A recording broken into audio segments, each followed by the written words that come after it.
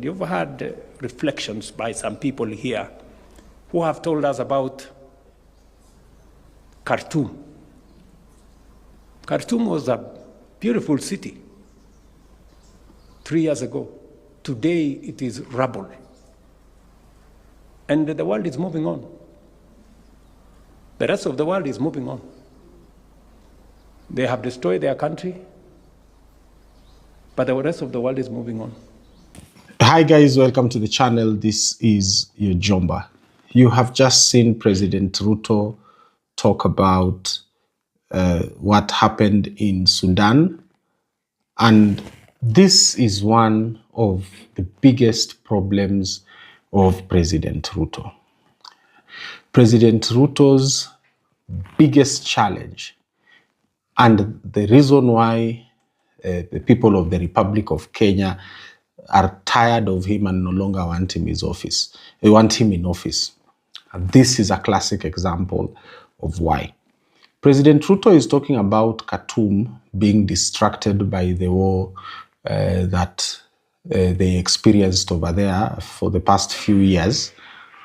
And ladies and gentlemen, viewers of Mwabili Mogodi TV, we have seen President Ruto time and again hosting the RSF leader.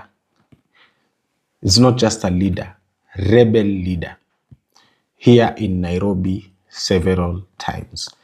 This RSF rebel leader, his name is Hemedti, is said to have committed atrocious crimes against humanity in Sudan.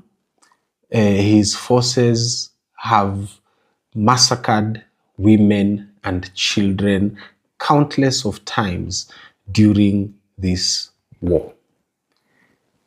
And here we have our president describing the destruction in Khartoum in an effort to tell Kenyans to protect their peace, like he has not played a part in the destruction of Khartoum by supporting RSF. It is alleged that the reason why he supports the RSF is because he gets access to the stolen gold.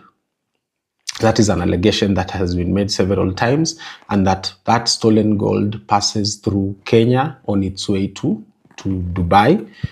And at the same time, there are weapons shipments to these RSF rebels, and these shipments from Dubai again pass through Kenya. So President William Ruto is the biggest broker, allegedly, of stolen Sudanese gold and importing arms from Dubai to Sudan to these RSF rebels. This is an allegation. We are waiting for international agencies like the US government, the EU government, the UK government to come through and provide us with evidence of such. But we all know this will be impossible because we understand that also this US military and industrial complex must sell weapons. And most of the times these governments sell weapons to rebels like this kupitia proxies, sawa, ili to prolong the wars so that to continue the illegal extraction of resources. And in Sudan's case, that resource is gold, number one, and number two, it's oil. So, have a listen again to President Ruto at the same event that was at State House. I have been following the debate. You know, we had the demonstrations, democratic, constitutional, legal. But we also have criminals and thugs and characters who destroy people's property, steal from people, burn down buildings. And you know, we are unable to make a decision. You know, you find people who've come to town, they've destroyed, burned down shops. destroyed people's property. And, the conversation is, please, these are our children. These are our children, so we must listen to them, which is okay. Yes, must listen to them. They continue. Some people arrested, with criminality, taken to court. They're given a bond of 200 shillings. They live there, because they're our children. And then they go on. They now go to political rallies. And then we have goons. And then I don't know whether we want to say again, these are our children. The goons. So, we really need to have a candid conversation about criminality, the rule of law, security of our nation. It cannot be the case. There cannot be any defense for criminality. There cannot be any defense for breaking the law. When President Ruto is addressing the goon issue in the clip you have just watched, he is very dodgy on who brought the goons to Kenyans. This is a new development in our politics. We have never seen goons be state protected like this since the history of this republic. These goons were created by none other than President Ruto himself. And now he is talking about goons like it is a problem that has never been happened in the history of our republic. It is like hata yeye mwenyewe, this is the first time he is witnessing goons. And this problem is what leads to the mistrust between the people and their president. The people of the Republic of Kenya do not trust President Ruto to do the right thing. And that is the onus of his problems. Yani shida za president wetu zinaanza hapo ambapo haaminiki kuchallenge issue yoyote ambayo ina affect wananchi, especially hii ya goons.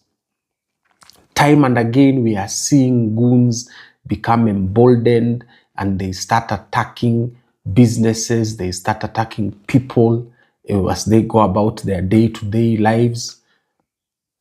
And this is the problem that Kenyans are facing. But when you listen to him speak in that clip, it is like hata yeye mwenyewe ameshangaa, kai, hawa goons wanatoka wapi? And this is the reason why President Ruto is going home on August 10th, 2026. On 10th August 2026, he's going home exactly because of this kind of behavior you have watched. You can even hear his voice. He is clearly struggling. He's struggling to lie through his teeth about goons, about these criminals that he himself has empowered. We saw it in Ol-Kalou in broad daylight. We saw police officers, allegedly from the anti-terrorist police unit, antagonize, incite, openly attack the people of Kalou during that by-election. It is just that the people of Ol-Kalou were smarter than President Ruto, and they said that they are not going to riot, they are not going to be incited into anarchy, and they are not going to be incited to commit acts of violence. The people stood their ground and they completely refused. They refused.